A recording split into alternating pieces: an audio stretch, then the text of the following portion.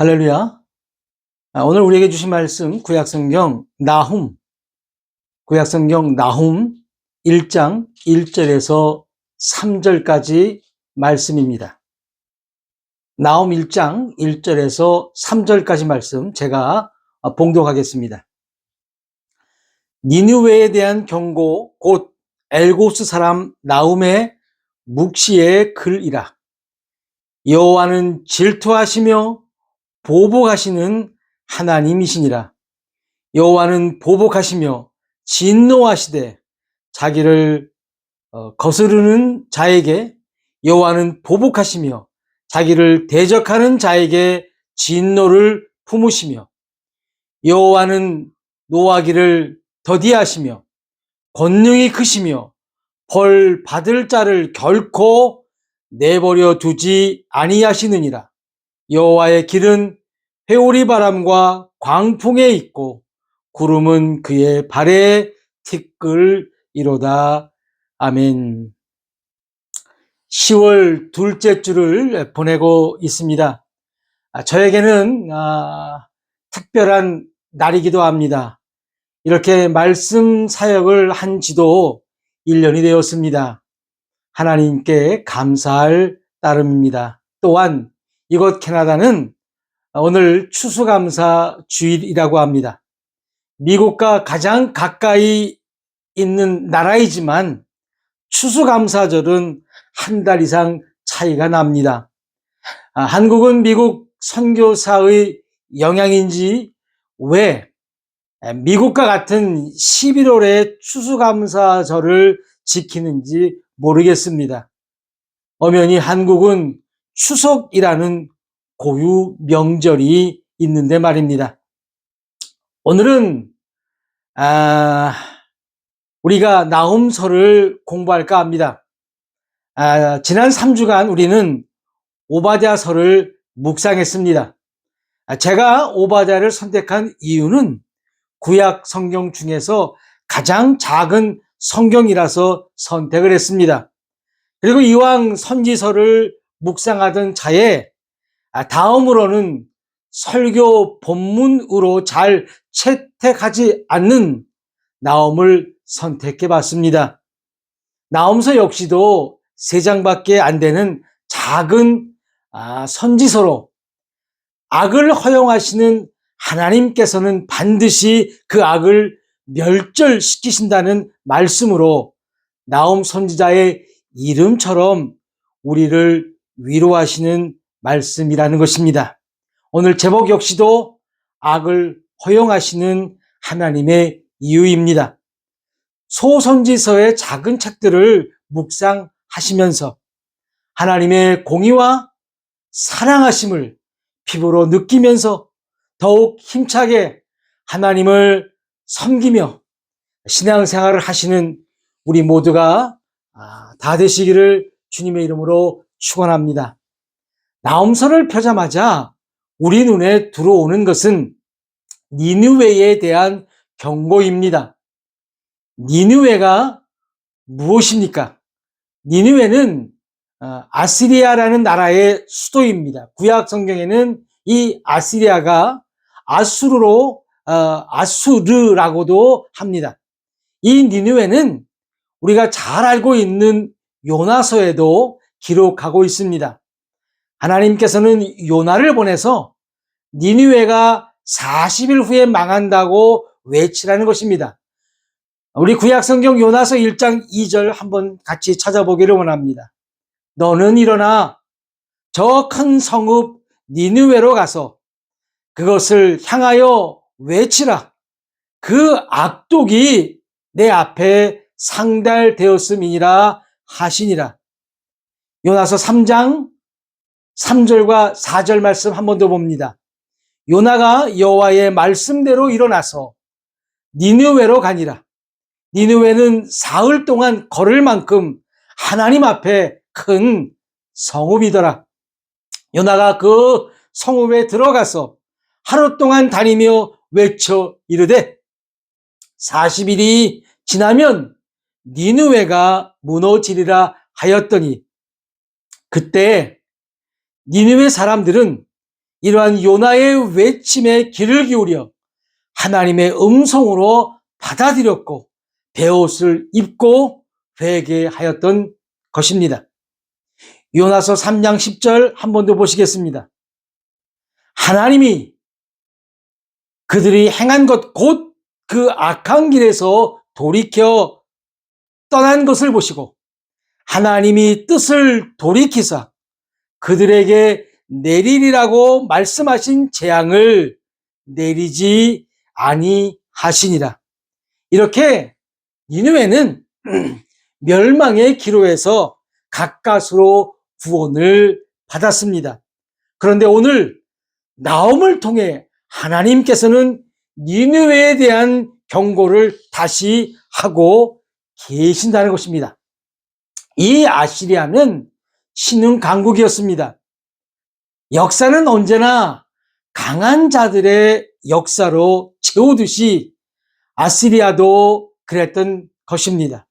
이 니느웨를 수도로 한 아시리아는 북이스라엘을 멸망시켰습니다. 남유다 역시 멸망 직전에 이르는 큰 피해를 아시리아로부터 입었습니다. 이때 하나님께서는 당신의 귀한 종을 부르사 아시리아 즉 아수르를 무섭게 책망하시며 멸망을 경고 즉 예언한 것입니다.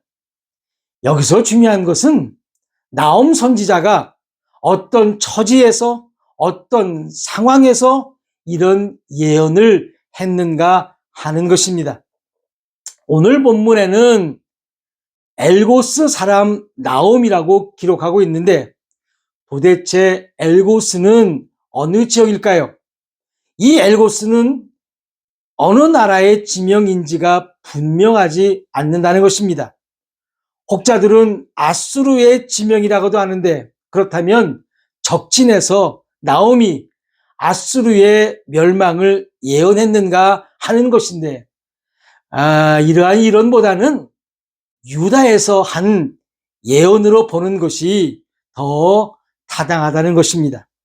나홈은 이스라엘이 이미 아수르에게 멸망당했고 유다도 치명적인 상처를 입은 이 시기에 니느웨의 멸망을 예고함으로써 유다 사람들이 더욱더 하나님을 의지하도록 그의 이름처럼 위로를 했다는 것입니다. 다시 말해 하나님을 두려워하는 사람들은 절대로 아수르와 타협하지 말라는 것입니다. 자, 그렇다면 하나님께서는 우리에게 병 주시고 약 주시는 그런 분이신가 하는 것입니다. 다시 말해 왜 하나님께서는 니느웨가 저지른 악을 허용하시냐 하는 것입니다. 하나님께서 악을 허용하시는 첫 번째 이유는 바로 죄가 무엇인지를 알려주시기 위함이라는 것입니다. 일반적으로 죄는 어쩔 수 없이 저지르는 일이라고 생각하는데 결코 그렇지 않다는 것입니다. 아수르의 경우를 봐도 그 나라는 얼마든지 남의 나라를 침범하지 않아도 잘 살 수 있는 나라였습니다. 그럼에도 아수르는 남의 나라를 침범했습니다. 죄는요, 지을수록 더 짓고 싶어집니다. 죄는 중독성을 가지고 있습니다. 결코 한 번 우연히 저지른 실수가 아니라는 것입니다. 우리는 요즘 정치인들이 서슴지 않고 하는 거짓말을 언론을 통해서 보게 됩니다. 일반인들보다 많이 가졌습니다. 일반인들보다 많이 배웠습니다. 그럼에도 그들은 자기가 했던 말들이 있는데도 또 거짓을 말합니다. 중독성입니다.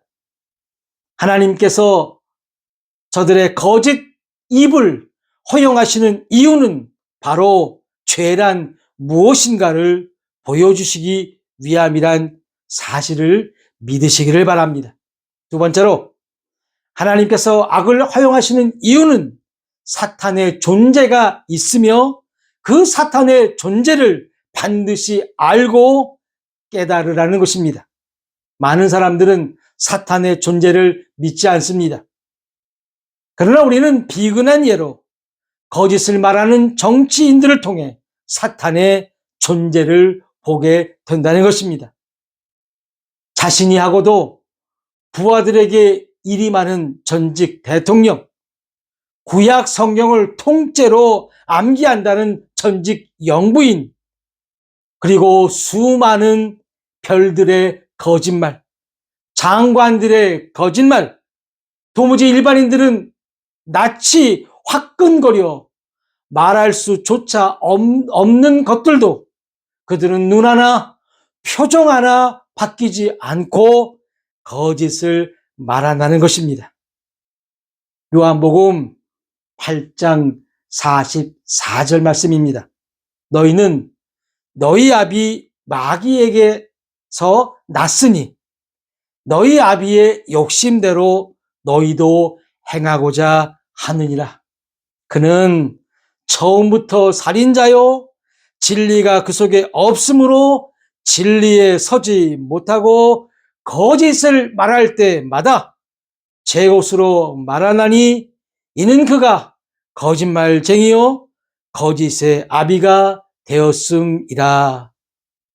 그들은 오직 자신들의 허물을 감추려고 거짓말을 말했지만 그 거짓의 원인과 결과는 바로 마귀라는 것입니다. 하나님께서 그들의 입을 허용하시는 것은 바로 마귀, 사탄의 존재를 밝히시기 위함이라는 것입니다. 하나님께서 악을 허용하시는 마지막 이유는 하나님은 가장 크시고 위대하심을 보여주시기 위함이라는 것입니다. 우리는 출애굽기를 통해 하나님의 백성들이 애굽을 탈출하는 것을 볼 수가 있습니다. 하나님께서는 어떤 방법으로 자신들의 백성들을 탈출시키셨을까요? 핵무기를 쏘고 미사일을 쏴서 애굽의 바로를 꼼짝 못하게 하셨을까요? 하나님께서는 미물만도 못하는 이나 파리를 통해 바로가 손을 들게 하셨다는 것입니다. 다시 말해 하나님께서는 아무리 애굽이 강하고 아무리 니느웨가 강하다 할지라도 파리만도 못하다는 것을 우리에게 보여주고 계시다는 것입니다. 출애굽기 8장 24절입니다. 여호와께서 그와 같이 하시니 무수한 파리가 바로의 궁과 그의 신하의 집과 애굽의 온 땅에 이르니 파리로 말미암아 그 땅이 황폐하였더라. 악을 허용하시는 하나님께서는 그 악을 반드시 척결하시겠다는 것이 오늘의 주제인 것입니다. 오늘 본문 2절입니다. 여호와는 질투하시며 보복하시는 하나님이시니라. 여호와는 보복하시며 진노하시되 자기를 거스르는 자에게 여호와는 보복하시며 자기를 대적하는 자에게 진노를 품으시며. 아마 우리가 본 말씀 가운데 이토록 험한 말씀이 있나 찾아보기 어려울 정도로 2절은 그야말로 좋은 단어를 눈 씻고 찾아보기 어렵다는 것입니다. 질투, 보복, 진노, 보복, 진노가 나열되어 있습니다. 그것도 한 절 안에 말입니다. 하나님께서는 악을 허용하시는데 그것은 우리로 하여금 죄가 무엇이며 사탄은 어떤 존재이며 하나님의 위대하심을 보여주심으로 끝나는 것이 아니라 반드시 처단하신다는 것입니다. 한마디로 하나님께서 하시겠다는 것입니다. 로마서 12장 19절입니다. 내 사랑하는 자들아, 너희가 친히 원수를 갚지 말고 하나님의 진노하심에 맡기라 기록되었으되 원수 갚는 것이 내게 있으니 내가 갚으리라고 주께서 말씀하시니라. 여기서 우리가 먼저 알아야 할 것은 하나님은 질투하시는 하나님이시라는 것입니다. 사람의 질투와 하나님의 질투는 어떻게 다른 것일까요? 우리는 사람의 질투를 드라마 사극에서 잘 볼 수가 있습니다. 왕은 하나이고 중전도 하나인데 후궁은 많습니다. 그 왕의 사랑을 받기 위해 후궁들끼리 서로 시기하고 투기합니다. 그래서 왕의 사랑을 차지하려고 합니다. 왕의 사랑을 차지하면 권력이 따라온다는 것입니다. 인간의 질투는 영어로 sinful jealousy이고 하나님의 질투는 divine jealousy입니다. 인간의 질투는 이기적인 탐심과 시기에서 비롯되었지만 하나님의 질투는 사랑하는 대상이 파멸에 이르는 것을 막고자 하는 열정 곧 공의라는 것입니다. 한 마을에 목회를 잘하는 목사님이 계셨답니다. 사탄은 그 목사를 넘어뜨리기 위해 별의별 방법을 다 동원을 했답니다. 재물도 보내보고 이성도 보내보고 명예도 보내봤지만 그 목사님은 끄떡도 하지 않았다고 합니다. 그런데 그 목사님이 넘어갔습니다. 사탄이 그 목사님을 넘어뜨렸습니다. 어떻게 넘어뜨렸을까요? 바로 그 목사님이 매우 잘 아는 목사를 그 마을의 다른 교회로 보냈다는 것입니다. 그리고는 사람들을 많이 모아 그 교회로 보냈는데 그 소식을 접한 목사가 그만 스스로 참지 못했다는 것입니다. 바로 이것이 인간의 질투입니다. 이것이 죄입니다. 스스로를 괴롭게 하여 그만 스스로 넘어진 것입니다. 여기에 하나님의 질투는 인간의 이런 투기와 다릅니다. 하나님의 질투는 사랑이십니다. 그리고 공의이십니다. 하나님은 결코 자신의 자녀들을 포기하시지 않으신다는 사실을 믿으시기를 주의 이름으로 축원합니다.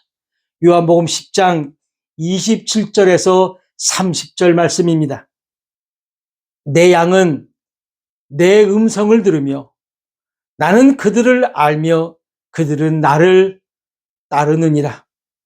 내가 그들에게 영생을 주노니 영원히 멸망하지 아니할 것이요 또 그들을 내 손에서 빼앗을 자가 없느니라. 그들을 주신 내 아버지는 만물보다 크심에 아무도 아버지 손에서 빼앗을 수 없느니라. 이것이 하나님의 말씀인 것을 믿으시기를 바랍니다. 우리가 이번 나홈서를 공부하면서 다시금 깊게 묵상해야 하는 것은 반드시 하나님께서는 우리를 지키시고 보존하시고 우리와 함께 하신다는 사실입니다. 아무리 힘들고 어렵고 유혹이 넘쳐도 속지 말고 넘어지지 말고 하나님께서 하신 귀한 말씀을 붙들고 믿음으로 살아가야 한다는 것입니다. 본문 3절에 노하기를 더디하신다는 것은 하나님의 때가 있다는 것입니다. 하나님께서는 이미 계획이 다 있으시다는 것을 믿으시기를 바랍니다. 여기에 하나님은 권능이 크시다고 기록하고 있습니다. 권능을 영어 성경은 Great in Power라고 기록하고 있습니다. 어릴 적 불렀던 복음 성가가 생각이 납니다. 위대하고 강하신 주님, 우리 주 하나님. 위대하고 강하신 주님, 우리 주 하나님. 그렇습니다. 하나님은 위대하고 강하신 주님, 바로 우리의 주 되시는 우리의 하나님이시라는 것입니다. 그 하나님께서 하나님의 때에 반드시 벌받을 자를 결코 내버려 두지 않으신다고 말씀하신다는 것입니다. 그리고 우리 하나님의 길은 사람이 만들어 놓은 길이 아니라 감히 상상할 수도 없는 길이라는 것입니다. 회오리바람과 광풍이 있고 구름은 발의 티끌이라고 말씀하십니다. 우리 욥기 38장 1절입니다. 그때에 여호와께서 폭풍우 가운데서 욥에게 말씀하여 이르시되, 욥에게 말씀하실 때의 우리 주 하나님의 모습입니다. 또 우리 에스겔서 1장 3절과 4절입니다. 갈대아 땅 그발 강가에서 여호와의 말씀이 부시의 아들 제사장 나 에스겔에게 특별히 임하고 여호와의 권능이 내 위에 있으리라. 내가 보니 북쪽에서부터 폭풍과 큰 구름이 오는데 그 속에서 불이 번쩍번쩍하여 빛이 그 사방에 비치며 그 볼 가운데에 단쇠 같은 것이 나타나 보이고 에스겔에게 임하신 하나님의 권능이라는 것입니다. 이러한 하나님께서 오늘 나옴을 통해서 유다를 위로하시듯 지금 믿음으로 살아가고 있는 귀한 성도들을 위로하심을 믿으시기를 바랍니다. 우리는 이러한 악을 통해 우리를 다시 돌아봐야 합니다. 이러한 악을 통해 죄를 다시 보고 사탄의 정체를 다시 인식하고 위대하신 하나님을 다시 봐야 할 것입니다. 지금 우리는 너무도 풍요롭고 컴퓨터를 지나 AI 시대를 살아가고 있지만 우리의 믿음을 지킨다는 것은 너무도 어려운 시대인 것 같습니다. 하나님을 믿지 않는 자들이 득세하고 그들은 잘 먹고 잘 사는 것 같은데 하나님을 믿는 나는 왜 이럴까 하고 생각하지 마시고 지금까지 믿음으로 살아왔던 것처럼 하나님의 말씀을 의지하여 우리를 사랑하시는 주님의 능력으로 살아가시기를 주님의 이름으로 축원합니다. 위대하고 강하신 하나님께서 반드시 우리를 지키시고 보존하시고 함께 하실 것입니다. 다 같이 말씀을 기억하시면서 함께 기도하시겠습니다.